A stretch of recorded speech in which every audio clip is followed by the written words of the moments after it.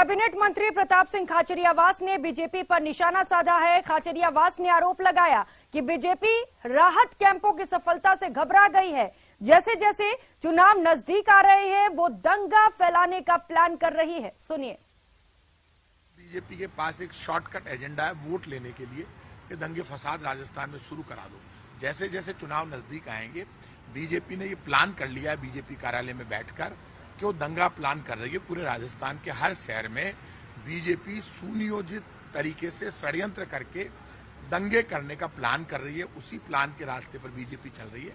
मैं राजस्थान के लोगों से अपील करूंगा, हर शहर गांव और कस्बे के लोगों से, हिंदू मुसलमान सिख ईसाई प्यार प्रेम से रहें, कोई कमी हमने रखी नहीं है।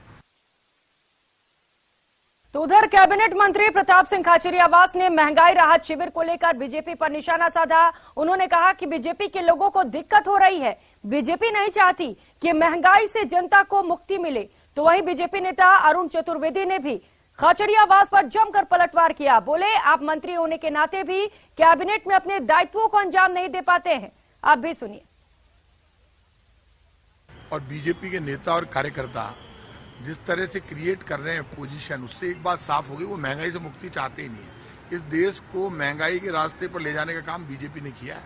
पेट्रोल डीजल और गैस सिलेंडर की महंगाई ने लोगों की कमर तोड़कर रख दी। गंभीर लोगों की बात का जवाब देता हूं, जिनको खुद को नहीं पता कि मेरा पैंदा कहां है, वो किस पर आवाज दे रहे हैं, वो खुद इस बात का जवाब दे दें कि आप स्वयं उस राहत शिविर में कल आपने ही कहा था कि मैं मुख्यमंत्री पद का दावेदार हूं। आप ही सरकार के खिलाफ जब सचिन पायलट ने कहा कि हम भ्रष्टाचार की आवाज उठा रहे हैं, आप साथ आग खड़े हुए थे।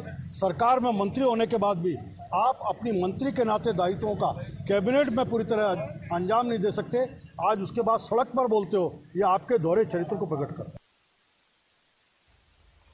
और अब बात बीजेपी के हुंकार की। विधानसभा चुनाव से पहले बीजेपी अपने कार्यकर्ताओं को लामबंद कर रही है। उन्हें सत्तारूढ़ कांग्रेस सरकार के विरोध में एकजुट करने के अभियान में जुटी है। इसी कड़ी में बीजेपी ने टोंक में जन आक्रोश महाघेराव का आयोजन किया और प्रदेश सरकार पर जमकर निशाना साधा। ये खास रिपोर्ट देखिए।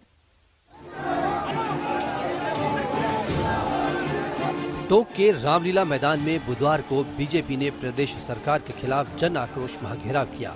जहां अरुण चतुर्वेदी और अनीता बघेल ने कांग्रेस के खिलाफ जमकर निशाना साधा।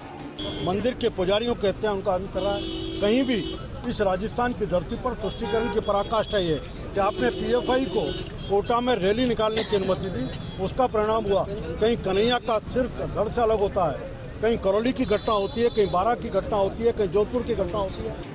अनीता बघेल ने सचिन पायलट को लेकर चुटकी लेते हुए सीएम गहलोत से पूछा कि नकारा और निकम्मा है तो टोंक से टिकट क्यों दिया। तो खुद मुख्यमंत्री जी ने कहा है कि ये नकारा और निकम्मा है। जब नकारा और निकम्मा है आपको पता है तो उसको टिकट दे करके या टोंक को के पास में क्यों भेजा, टोंक से उसको प्रत्याशी क्यों बनाया। टोंक की जनता को ठगा है आपने। आज जनता अपने विकास को तरस रही है, अपने विधायक को ढूंढ रही है कि कहाँ है हमारा विधायक। बीजेपी नेताओं ने मंच से पेपर लीक, मालपुरा में पथराव समेत विफलताओं को लेकर आक्रोश जताया। जनसभा के बाद बीजेपी ने कलेक्ट्रेट का घेराव किया। इस दौरान बीजेपी नेता और पुलिस अधिकारी आमने सामने आ गए। बीजेपी कार्यकर्ताओं ने बैरिकेडिंग पार कर कलेक्ट्रेट में घुसने की कोशिश की, लेकिन पुलिस ने बीजेपी कार्यकर्ताओं के मंसूबे नाकाम कर दिए। बीजेपी नेता राज्यपाल के नाम ज्ञापन नहीं दे पाए। अरुण चतुर्वेदी ने सियासी खींचतान पर भी जमकर प्रहार किया।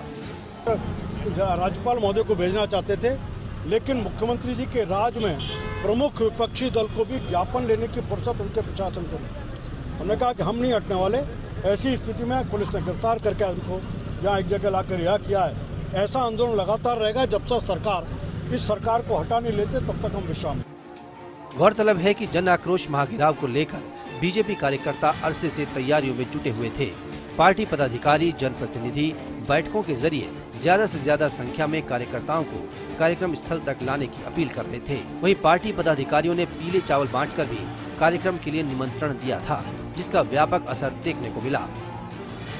न्यूज़ 18 राजस्थान के लिए टोंक से दौलत पारी की रिपोर्ट। तो वहीं जोधपुर में